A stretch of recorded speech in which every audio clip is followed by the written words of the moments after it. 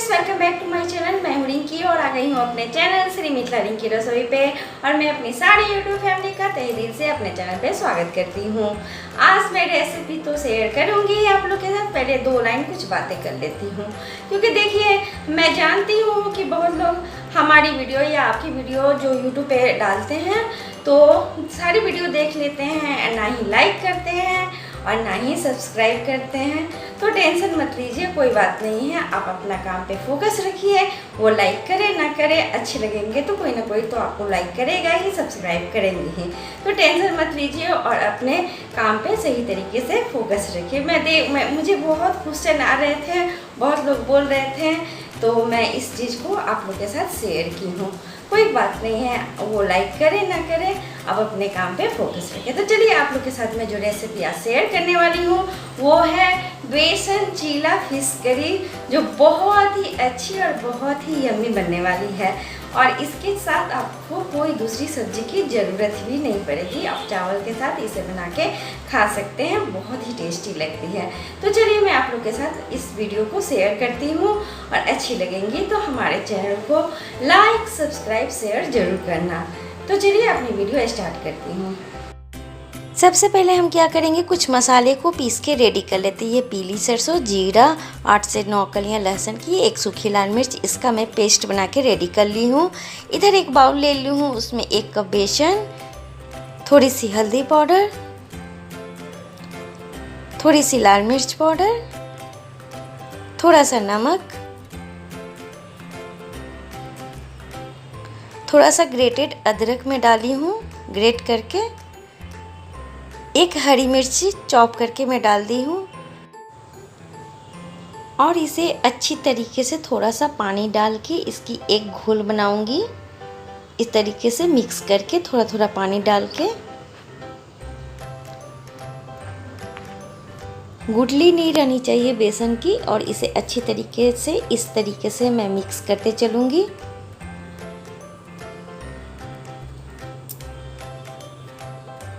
थोड़े पानी और मैं इसमें ऐड करूँगी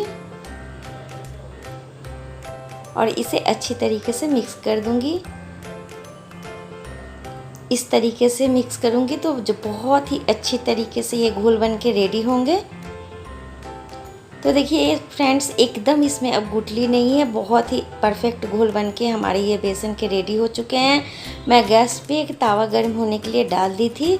तवा हमारे गर्म हो चुके हैं। इसमें अब थोड़ी सी तेल डालूंगी मैं और इसे अच्छी तरीके से इस तरीके से फैला दूंगी। अब मैं इसमें बेसन का घोल जो बना के रखी थी वो डाल देती हूँ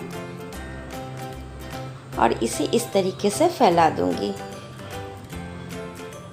जितना आपसे ये चीला जो बेसन का मैं बना रही हूँ, जितना आपसे पतला बने, जितना कोशिश करे बहुत पतला फैलाने का, तो ज़्यादा ही टेस्टी बनते हैं ये। तो देखिए मैं कोशिश कर रही हूँ जितना पतला से पतला हो सके, मैं उसी अनुसार इसे फैला रही हूँ। देखिए मुझसे जितना पतला बन सका था मैं बनाई हूँ। तो देखिए ये बन के फैल के रेडी हो चुके हैं। देखिए अब इससे ज़्यादा पतला नहीं हो सकता है ये।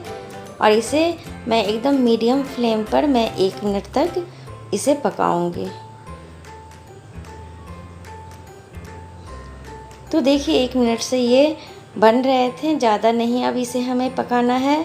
और इसे देखिए या तो आप नाइफ़ का यूज़ करें या तो आप इसे छोलनी का यूज करें। छोलनी से भी इसे अच्छी तरीके से उठा के आप फैला सकते हैं। मुझे नाइफ़ से नहीं हो पा रहा था। अब मैं देखिए इसका इस छोलनी का यूज करूँगी। बहुत गर्म होते हैं, थोड़ा हाथ को बचाते हुए इसे फोल्ड करें इस तरीके से। जैसे डोसा को हम लोग फोल्ड करते हैं, लेकिन इसे हमें 3-4 बार फोल्ड करना होता है, इसलिए इसे इस तरीके से दबा दबा के फोल्ड करें। तो देखिए मैं अच्छी तरीके से इसे फोल्ड कर दी हूँ इस चीला को। अब इसे आधे मिनट के लिए 1 मिनट के लिए मैं इसे दोनों तरफ तावे पे सेकूंगी। देखिए इस तरीके से कि खुले ना।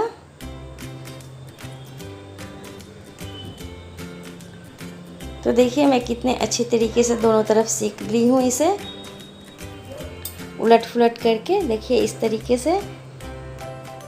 तो ये हमारे अब बन के रेडी हो चुके हैं। मैं प्लेट में निकाल लेती हूँ। इस तरीके से सारे चीले को मैं बना के रेडी कर लूँगी। मैं इसी तरीके से सारे चीले बना के फोल्ड करके रेडी कर ली हूँ। इसे ठंडा कर ली हूँ।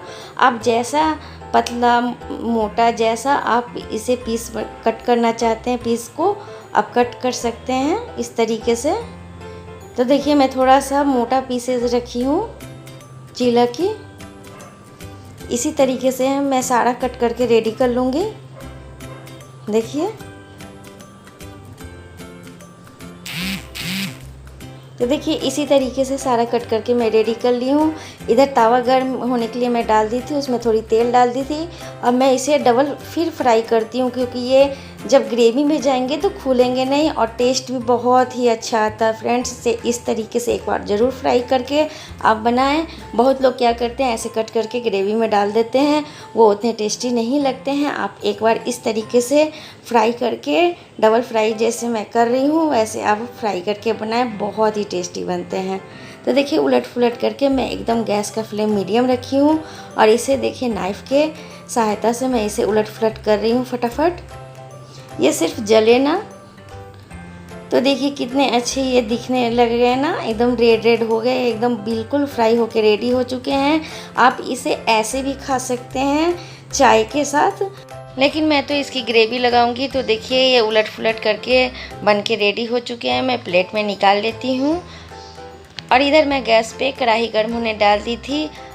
इसकी ग्रेवी मैं सरसों तेल में लगाऊंगी, तो मैं सरसों तेल कढ़ाई में डाल दी हूँ। इसे अच्छी तरीके से गर्म होने देती हूँ। तो देखिए ये तेल हमारे गर्म हो चुके हैं। मैं अब इसमें तड़का डाल रही हूँ। तड़का में 2 तेज़पत्ते, थोड़ा सा जीरा और मेथी, 3 चीज़ का मैं तड़का डाली हूँ।